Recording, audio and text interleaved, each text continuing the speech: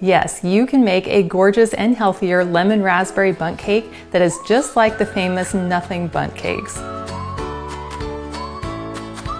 My recipe is made gluten-free with almond flour and is naturally sweetened with cane sugar and maple syrup. It has fresh lemon juice and zest, raspberries, and the signature cream cheese frosting petals. The cake is light and moist and has the most incredible lemon and raspberry flavor. We're going to begin by preparing our bundt pan, and I have some really great hacks to make sure that the cake will come out of the pan after it's baked. The first thing we want to do is coat the inside of it with some butter, and I found a really great hack for doing this that's not very messy is to just take a sandwich bag and use it as kind of a glove, and then put some butter on my fingers and then just rub it inside the pan. And by using my hand, I can feel with my fingers and make sure I get down inside every little nook and cranny. And now that the pan is completely coated, you can simply turn your bag right side out and toss it in the trash. Next, we want to add some flour on top of the butter. So I'm just taking some of my tapioca flour and I'm just going to gently shake it in. And I'm going to start by shaking it into the center pipe area. And then I'm going to set a towel on my counter so this isn't quite as loud. And then we gently want to tap the pan to move the flour all the way around. Now I'm going to take my pan over to my sink, turn it upside down, and then just tap out the excess flour.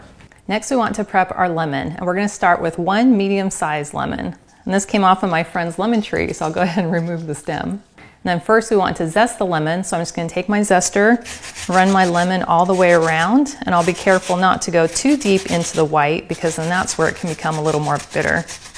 And then one lemon will give you about 2 tablespoons of lemon zest. And then I'll cut the lemon in half, juice it into my bowl, and then we'll end up with about 1/4 cup of lemon juice.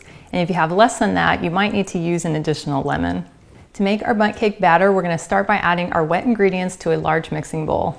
We'll add 4 eggs, 2/3 cup of cane sugar, 1/2 cup of sour cream. You could also use Greek yogurt or even cottage cheese, 1/4 cup of oil, and I like light olive oil, 1/4 cup of our lemon juice, the 2 tablespoons of our lemon zest, 2 tablespoons of maple syrup, 2 teaspoons of vanilla extract, and 1/4 teaspoon of almond extract. And then we'll simply whisk these together until well combined. And it's okay if you still see little clumps of your sour cream because it will all melt together when the cake bakes. Now we'll add our dry ingredients, which includes 3 cups of almond flour, 1/2 cup of tapioca flour, 2 teaspoons of baking powder, and 1/2 teaspoon of salt. And then we'll just whisk these together until well combined. Now we have this very thick and beautiful lemon smelling batter. Now we can add our raspberries, and you can use fresh or frozen. So I'm going to add 1 1/4 cups of raspberries, and then I'll gently fold them in with my spatula. And then we'll take our prepared bundt cake pan and then carefully pour our batter into our pan. And being careful not to pour it down the center spout. And we'll give it just a little jiggle to even out the batter. Now this is ready to go into a 350-degree oven for about 40 to 45 minutes, or until a toothpick comes out clean and the top and sides are starting to turn a really light golden brown. And while our cake is in the oven, we'll go ahead and make our cream cheese frosting. So we're going to start with 8 ounces of room temperature cream cheese, or 1 block, and 1/4 cup of butter, or 1/2 stick, 1/2 teaspoon of vanilla, and a pinch of salt. And then with a mixer, I'm just going to cream these together until it's nice and smooth. And now that it's blended nice and smooth, I'll go ahead and add 1 1/4 cup of powdered sugar. Well, that looks and smells incredible, and I think we need a little pinky test. Tastes good too. And now we'll go ahead and let this hang out in the fridge until our bundt cake is baked and cooled. Well, our cake came out of the oven and then I allowed it to cool on the counter for about 15 minutes, and it looks gorgeous. It's barely browning on top, which means it is perfectly baked. And it's okay that it has this crack line because that's going to be on the bottom. Now to get the cake out of the pan, we want to first give it a few taps to make sure it's loosened on all the sides. So I'm just going to put down my towel here and I'm just going to lightly tap it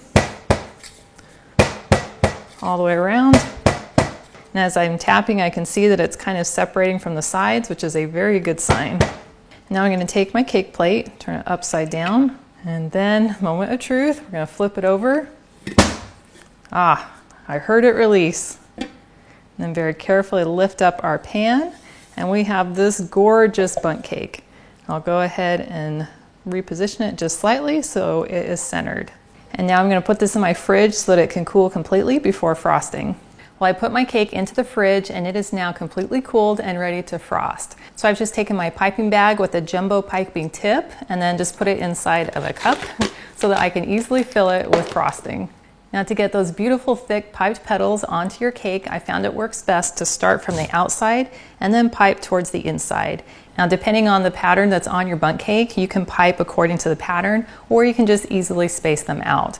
Since my pattern is pretty subtle, I'll go ahead and just equally space them. So I'm going to start by tilting away from the cake and pipe out a little bit of frosting, and then slowly move up the cake, over the top, down to the inside, and then just smooth it out. And then I'll rotate the cake, and I'll go ahead and pipe about every inch all the way around the cake. And then once you're done piping on all of your petals, you want to take all of your leftover frosting, and then we're going to spread it inside the center cone area. So I'm going to pipe out the extra just right back here into my bowl. And then I'll take my spatula and just spread it down inside. And then we'll just blend it right into the beginning of each of the petals. And now you have lots of options for garnishing the top of your cake. You could sprinkle on some more lemon zest. You could also add some fresh raspberries on the side, or you can also take a beautiful artificial flower and just let it rest right on top of the cake. And now it truly looks like a gorgeous flower. Well, I have a piece of cake here that I baked earlier, and you can see how beautiful the slices look. And take a bite with some of that cream cheese frosting.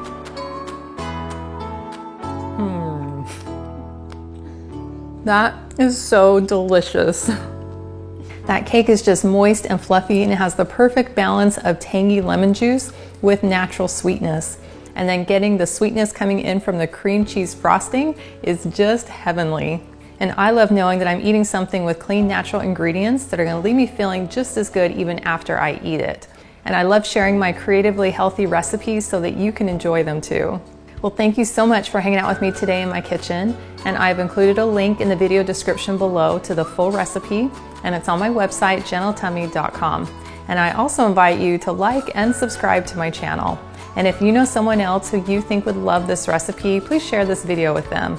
And I cannot wait to have you hang out with me again in my kitchen.